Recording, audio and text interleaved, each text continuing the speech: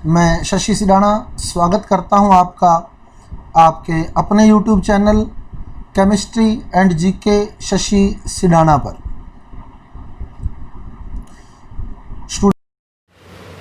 Students, तो आज जो टॉपिक हम डिस्कस करने जा रहे हैं, रेशा या फाइबर। रेशा जो है ये एक बहुलक है। रेशे आपके REET level 2 science and technology, इसके अलावा पटवार परीक्षा में भी दैनिक जीवन में विज्ञान टॉपिक दिया है तो उसमें भी रेशे महत्वपूर्ण हैं। क्लास 12th में भी रेशे यूज़फुल हैं। इसके अलावा जेट परीक्षा में, चाहे ICAR की परीक्षा हो, चाहे आपका सेकंड ग्रेड एग्ज़ाम हो, चाहे आपका फर्स्ट ग्रेड एग्ज़ाम हो, पॉलीमर नाम से जो टॉपिक दिया हुआ है उसमें एक टॉपिक आता है रेशा। तो रेशा है क्या?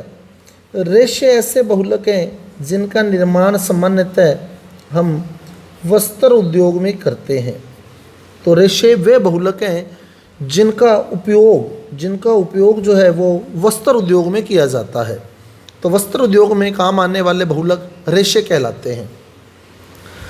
कपास हो गया, ऊन हो गया, ये प्राकृतिक रेशे हैं। लेकिन जब हम बात करते हैं रेशों की तो मेनली हमारे पास, क्योंकि प्राकृतिक रेशा हम इजीली आइडेंटिफाई कर लेते हैं। अगर ऑप्शन आता है इनमें से कौन सा प्राकृतिक रेशा है, तो कपास है, ऊन है, ये प्राकृतिक रेशों की श्रेणी में आता है। लेकिन जब बात करें हम सिंथेटिक फाइबर की, कृत्रिम रेशों की या संश्लेषित रेशों की, तो कृत्रिम रेशे जो हैं उनके हम 4 प्रकार पढ़ेंगे, जिसमें एक तो आएगा नायलॉन और मेन जो फेमस है वो है नायलॉन 66।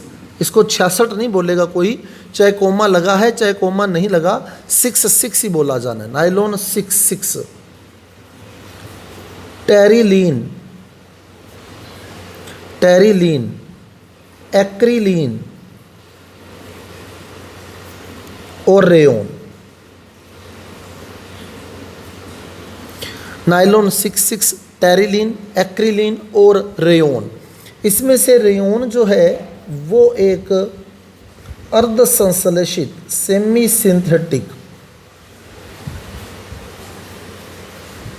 ये भी इंपॉर्टेंट क्वेश्चन है कि निम्न में से कौन सा रेशा अर्ध संश्लेषित रेशा है, तो वो है रेयोन। क्योंकि रेयोन जो है वो सेलुलोज से बनाया जाता है और सेलुलोज एक प्राकृतिक बहुलक है। तो प्राकृतिक बहुलक को जब हम प्रयोगशाला में सुधारते हैं तो सेलुलोज क्या है? प्राकृतिक है। अब सेलुलोज से हमने रेयोन बनाया है, तो रेयोन यानी कि प्राकृतिक के अंदर थोड़ा बहुत परिवर्तन किया है। तो जब प्राकृतिक बहुलक में थोड़ा बहुत परिवर्तन करके कोई चीज़ बनाते हैं तो उसे हम अर्ध संश्लेषित कहते हैं। और जो पूर्णतः प्रयोगशाला में ही बनाई जाती है, ये प्रकृति में कोई भी इनमें से नहीं पाया जाता, ये पूर्णतः प्रयोगशाला में बनाए जाते हैं। तो ये पूर्णतः संश्लेषित या पूर्ण संश्लेषित रेशे हैं। अब सबसे पहली बात हम कर रहे हैं नायलॉन 66 की। नायलॉन 66,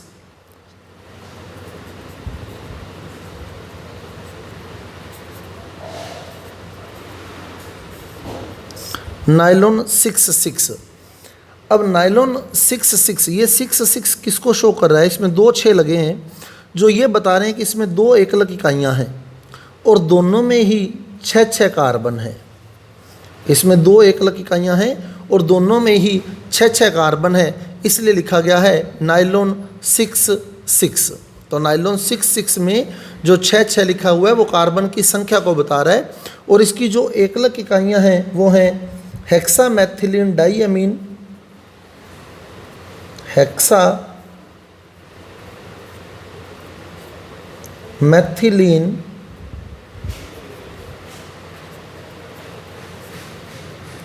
डाइअमीन व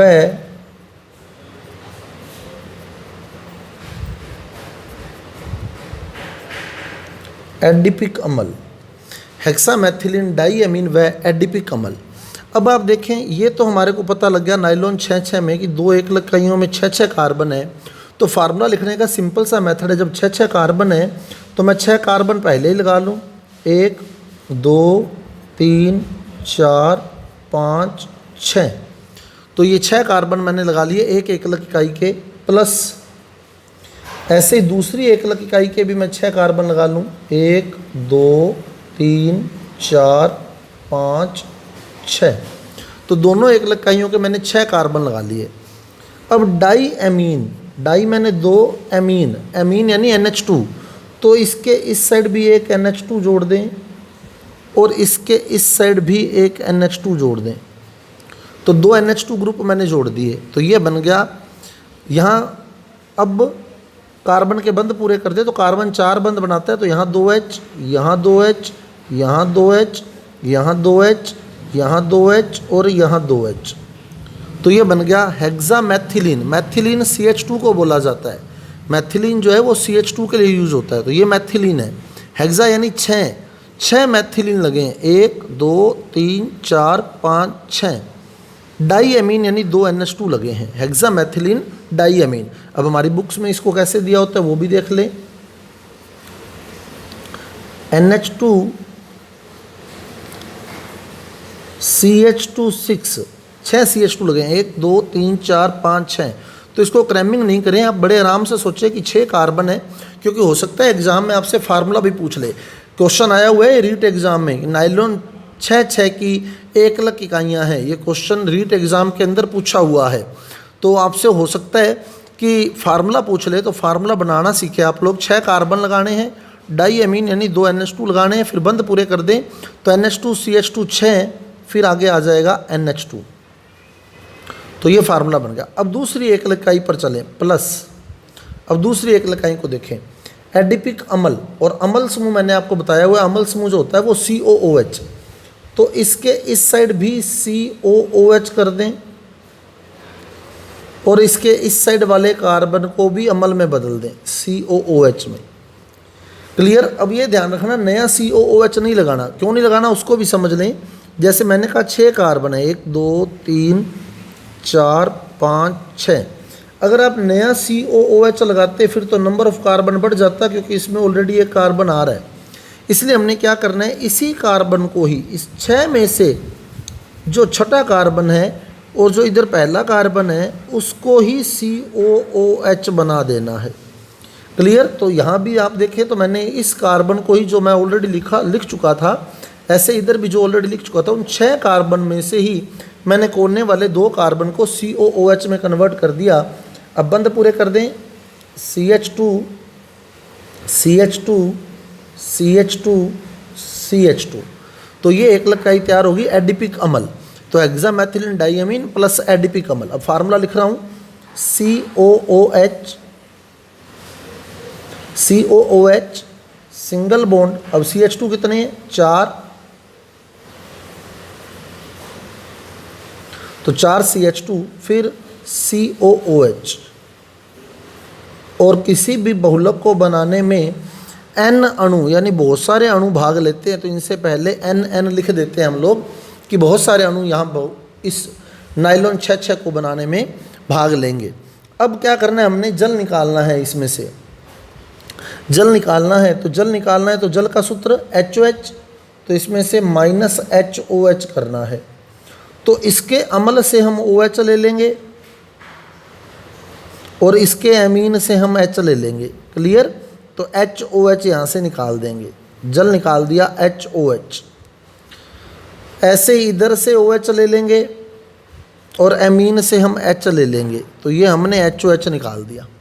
तो बचा क्या, NH2 से H चला गया, तो क्या बचा, NH बच गया यहाँ। तो अब जो बचा है वही लिखना है, तो क्या बचा यहाँ, NH। तो यहाँ बचा NH, एक H चला गया, तो इसलिए जो H चला गया वो बॉन्ड फ्री कर देना है। फिर 6 CH2 लगातार, फिर यहाँ से भी एक H चला गया, तो यहाँ भी क्या बचा, NH के आगे क्या आ गया, CO, ये दिख रहा है आपको, CO जोड़ लें इनको, NH के आगे CO, फिर आगे CH2 4, फिर आगे CO, फिर बॉन्ड फ्री। और यहाँ ब्रैकेट लगा के बहुलक बनाते टाइम पैर में एन लिख देते हैं तो ये बहुलक तैयार हो जाता है और ये तैयार हो गया हमारा नायलॉन 6 और सबसे इम्पोर्टेंट क्वेश्चन है कि एकलक इकाइयाँ, एक तो आपने ये तैयार करनी है कॉम्पिटिटिव एग्जाम में, चाहे वो पटवार परीक्षा हो चाहे वो रीट परीक्षा हो, जब आप बैठ रहे हैं तो एक तो ये तैयार करनी है, एक इनके फार्मूले आने चाहिए आपको, हो सकता है अगला फार्मूले देकर भी पूछ ले। और एक इम्पोर्टेंट बात और कि नायलॉन 6 को हम लोग पॉलीएमाइड भी बोलते हैं, हो सकता है अगला दे दे निम्न में से कौन सा रेशा पॉलीएमाइड है, तो नायलॉन 6 पॉलीएमाइड क्यों बोलते हैं, क्योंकि वो भी देख लें आप लोग, CONH जो है CONH ये एमाइड है, क्योंकि इस बहुलक में एमाइड समूह पाया जाता है और ऐसे बहुत सारे एमाइड समूह आएंगे। देखो CO के आगे फिर NH जुड़ेगा, इधर NH है तो यहाँ CO जुड़ा होगा, 100% यहाँ CO जुड़ेगा, ऐसे ही बहुत सारे एमाइड ग्रुप यहाँ आएंगे, इसलिए इसको बोलते हैं पॉलीएमाइड। पॉली यानी बहुत सारे एमाइड ग्रुप होते हैं, अतः नायलॉन 6 जो है वो एक पॉलीएमाइड बहुलक है। अब इसकी विशेषता क्या होगी, नायलॉन 6 उम्मीद करता हूँ आपको समझ आ रहा होगा, क्योंकि जो स्टूडेंट साइंस से हैं वो तो इजीली क्लियर कर लेंगे बात को, लेकिन पटवार का एग्ज़ाम देने में जो स्टूडेंट्स आर्ट्स से बैठ रहे हैं वो थोड़ा ध्यान रखना। नायलॉन 6 क्यों लगाया, 6 कार्बन के लिए, 6 क्यों लगाया, 6 कार्बन के लिए। तो एकलक इकाइयाँ तैयार कर ली, एमीन ग्रुप होता है NH2, अम्ल ग्रुप होता है COOH। तो इस तरह हमने एकलक इकाइयाँ तैयार की। बाकी आपने नाम तैयार कर लें, आपके कॉम्पिटिटिव एग्जाम में अगर प्रश्न आएगा तो पहली बात तो आप मान के चलें 100% प्रोबेबिलिटी यही रहेगी कि आपके नाम से ही क्वेश्चन आएगा कि नायलॉन बनाने में कौन सी एकलक इकाइयाँ भाग लेती हैं। और दूसरी जो प्रोबेबिलिटी है वो ये है कि निम्न में से कौन सा रेशा पॉलीएमाइड है, तो वो पॉलीएमाइड ध्यान रखना कि नायलॉन एक पॉलीएमाइड बहुलक है।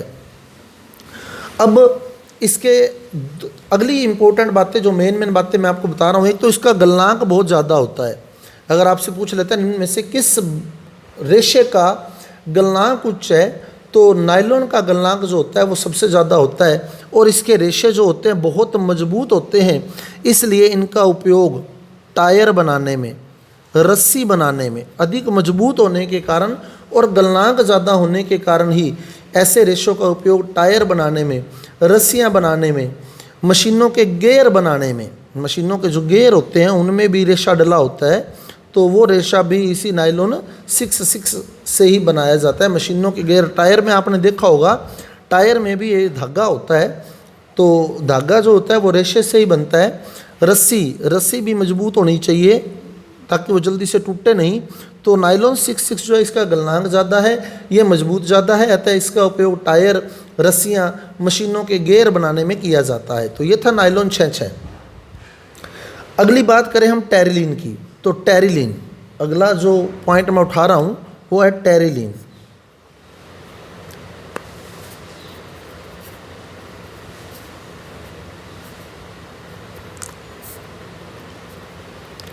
टेरिलीन, तो नायलॉन में दो बातें आपने ध्यान रखनी है, एक तो एकलक इकाइयाँ, फिर बता दूं आपको, एक तो एकलक इकाइयाँ और एक पॉलीएमाइड बहुलक।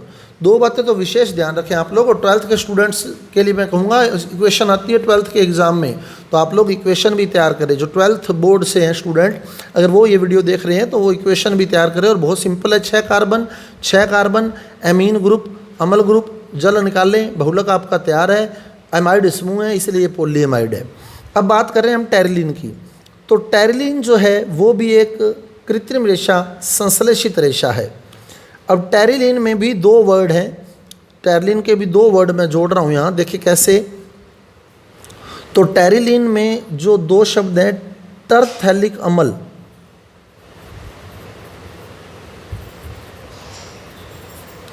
तो स्टार्ट वाला जो टैर है, टैर वो टरथैलिक अम्ल प्लस ईलीन, तो वो ईलीन जो आया है वो एथिलीन के लिए आया है, एथिलीन। ईलीन यानी एथिलीन ग्लाइकोल। तो जो कॉम्पिटिटिव एग्जाम में बैठ रहे हैं रीट में या पटवार में, वो तो नाम तैयार कर लें टेरिलीन, और नाम तैयार करने की ज़रूरत नहीं है, आपको ऑप्शन देगा अगला। टेरिलीन में एकलक इकाइयाँ कौन कौन सी हैं, तो टैर से ध्यान रखें, टरथैलिक अम्ल आएगा। ईलीन जो है वो एथिलीन, ईलीन यानी एथिलीन का आएगा, एथिलीन ग्लाइकोल। तो ये दो एकलक इकाइयाँ इसकी, टरथैलिक अम्ल और एथिलीन ग्लाइकोल। अब समीकरण बनानी भी बता देता हूँ कि कैसे इसकी समीकरण तैयार करनी है। अब ये ध्यान रखें टायर कैसा होता है, गोल, तो इसमें एक गोल वल्ले लगी है, बेंजीन वल्ले लगा दी है, ये बेंजीन वल्ले है। तो टायर ध्यान रखें टायर कैसा होता है, गोल होता है, तो गोल वल्ले लगी है। अम्ल समूह क्या होता है, COOH, तो इसके इधर भी COOH और इसके इधर भी COOH, तो ये अम्ल समूह जोड़ दिया। अब एथ में कितने कार्बन लगाते हैं, 2, तो 2 कार्बन लगा लिए, 2 कार्बन। और ग्लाइकोल वर्ड जो है वो 2 OH समूहों के लिए आता है, ग्लाइकोल 2 OH 2 अल्कोहलिक समूहों के लिए आता है। तो इसके इधर भी अल्कोहल और इधर भी अल्कोहल, तो ये बन गया एथिलीन ग्लाइकोल।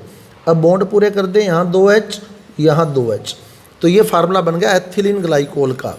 अब इन्हें जोड़ लें वही जल निकाल कर, तो OH H OH H, NN अणु लेने हैं, बहुलक है तो NN अणु आएंगे, तो जल निकाल लिया, HOH HOH। अब आपको जो बचा है वो लिख दें, तो क्या बचा देखें, CO के आगे वल्ले, वल्ले के आगे फिर CO के आगे O के आगे CH2 के आगे फिर CH2 के आगे फिर O, और बहुलक बनाते टाइम ब्रैकेट लगा के पैर में N, तो ये बन गया टेरिलीन, जिसे हम डेक्रोन के नाम से भी जानते हैं, टेरिलीन या डेक्रोन, टेरिलीन या डेक्रोन। तो एक लकाइयाँ इसकी ध्यान रखना, टेरिलीन तो नाम से उठ जाएगी, टेर टरथैलिक अम्ल आएगा, ईलीन एथिलीन ग्लाइकोल आएगा, टेरिलीन या डेक्रोन। और क्योंकि इसमें एस्टर समूह है, एस्टर समूह होता है COO, ये एस्टर समूह है, अतः ये एक पॉली एस्टर रेशा है, पॉली एस्टर रेशा है, पॉली एस्टर। तो अगर आपसे पूछ लेते हैं इनमें से कौन सा बहुलक पॉली एस्टर है या कौन सा रेशा पॉली एस्टर है, तो वो टेरिलीन। कौन सा रेशा पॉलीएमाइड है, तो नाइलॉन 6 या नाइलॉन वर्ड जहाँ भी लगा होगा, नाइलॉन सारे पॉलीएमाइड ही होते हैं। अब इसके गुण थे कि इसका गलनांक ज़्यादा था और इस मजबूत ज़्यादा था, तो इसका उपयोग टायर, रस्सी और गेयर बनाने में किया था। लेकिन इसके जो उपयोग, इसके जो गुण हैं, इसके गुण ये हैं कि ये नमी का अल्प नमी अवशोषण होता है और ये शिकन रोधी होता है। शिकन रोधी का मतलब इसकी क्रीज नहीं मिटती, सूर्य के प्रति और मौसम के प्रति प्रतिरोधी होता है ये, यानी सूर्य की गर्मी से इसे फर्क नहीं पड़ता, मौसम से इसे फर्क नहीं पड़ता। गीली अवस्था होने पर भी इसकी क्रीज नहीं मिटती, यानी गीली अवस्था होने पर भी अपनी आकृति बनाए रखता है, अपनी आकृति जो होती है वो ये बनाए रखता है। इसलिए इसका उपयोग मेन नावों की पाल जो बनती है वो इसी रेशे से बनती है, क्योंकि वो गीली होएगी तो भी इसकी आकृति बिगड़ेगी नहीं। इसके अलावा चुंबकीय टेप, मैग्नेटिक टेप जो होती है वो भी इसी की बनती है, क्योंकि इसकी आकृति नहीं बिगड़ती। इसके अलावा बेल्ट जो कपड़े वाली बेल्ट होती है वो भी इसी की बनती है, क्योंकि उसकी भी शेप जो होती है वो जल्दी से बिगड़ती नहीं है। तो नावों की पाल होगी, बेल्ट होगी, चुंबकीय टेप होगी, वो इसी से बनती है। शिकन रोधी है, इसकी विशेषता ध्यान रखना, शिकन रोधी है यानी इसकी क्रीज जल्दी से नहीं मिटती, मौसम के प्रति प्रतिरोधी है, चाहे गर्मी हो चाहे सर्दी हो। इसके अलावा गीली अवस्था में भी अपनी आकृति बनाए रखता है। तो ये इसकी विशेषताएं हैं टेरिलीन की।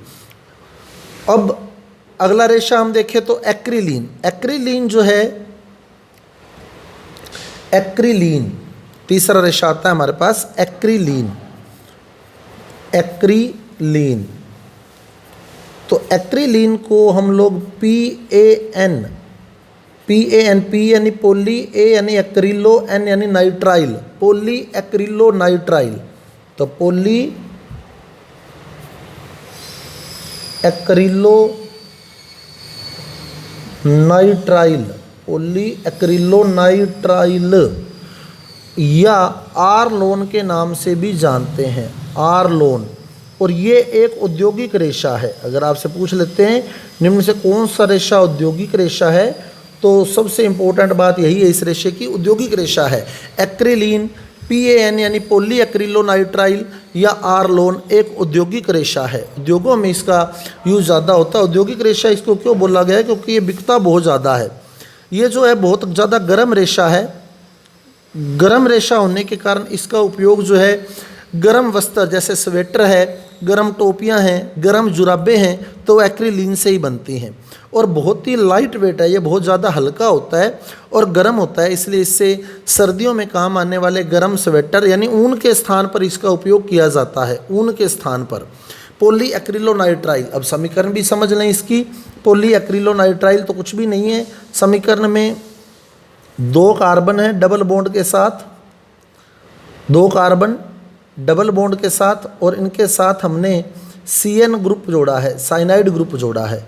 अब कार्बन के बॉन्ड पूरे कर दे तो कार्बन 4 बॉन्ड बनाता है, तो 2H यहाँ, 1H यहाँ, पॉली एक्रिलोनाइट्राइल। अब यहाँ N आएगा। अब बहुलक कैसे बनाएंगे इसका, डबल बॉन्ड को सिंगल करेंगे, CN का CN आएगा, क्योंकि यहाँ जल निकलने वाली स्थिति नहीं है, HOH नहीं निकल सकता यहाँ से, तो इस बहुलक के बनाने का तरीका होता है डबल को सिंगल करके।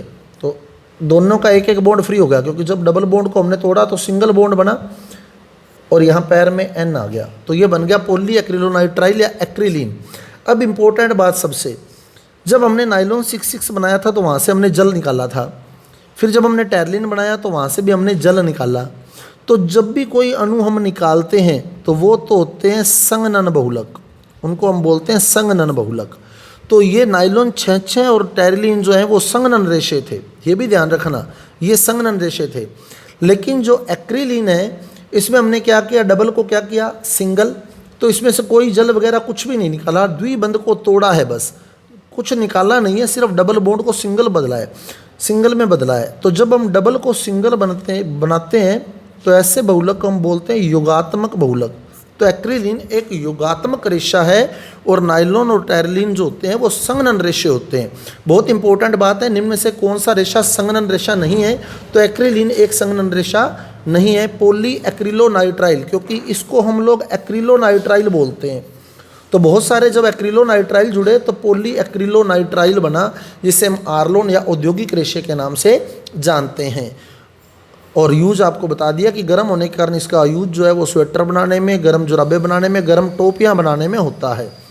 अब बात करें हम लोग अंतिम रेयोन की, तो रेयोन जो है,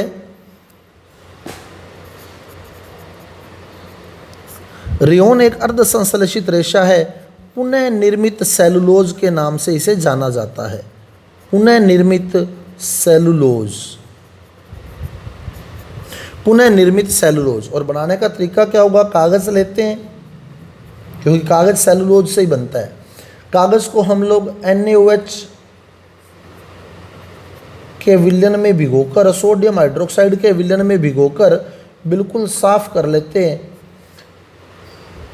NaOH के विलयन में भिगोकर साफ कर लेते हैं, और फिर CS2 कार्बन डाई सल्फाइड में इसका घोल बना लेते हैं, कार्बन डाई सल्फाइड में इसका घोल बना लिया CS2 में, और फिर क्या करते हैं, बिल्कुल बारीक छिद्रों से गुजारते हैं,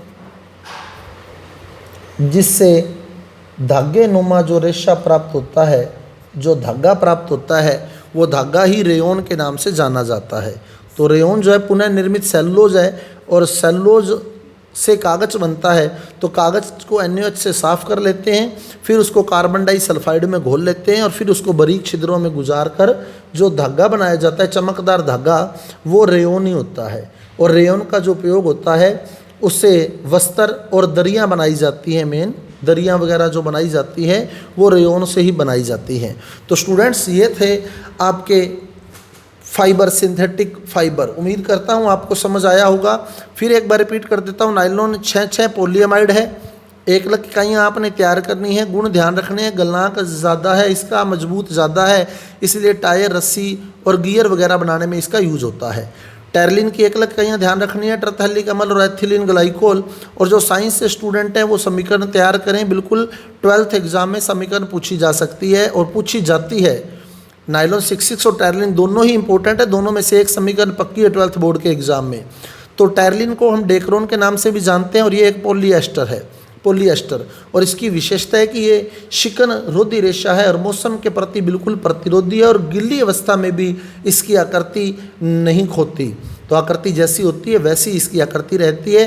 तो नावों की पाल, बेल्ट और चुंबकीय टेप वगैरह बनाने में इसका यूज़ होता है। एक्रिलीन औद्योगिक रेशे के नाम से जाना जाता है, योगात्मक बहुलक है, वो दोनों संघनन थे, और ये अर्ध संश्लेषित है।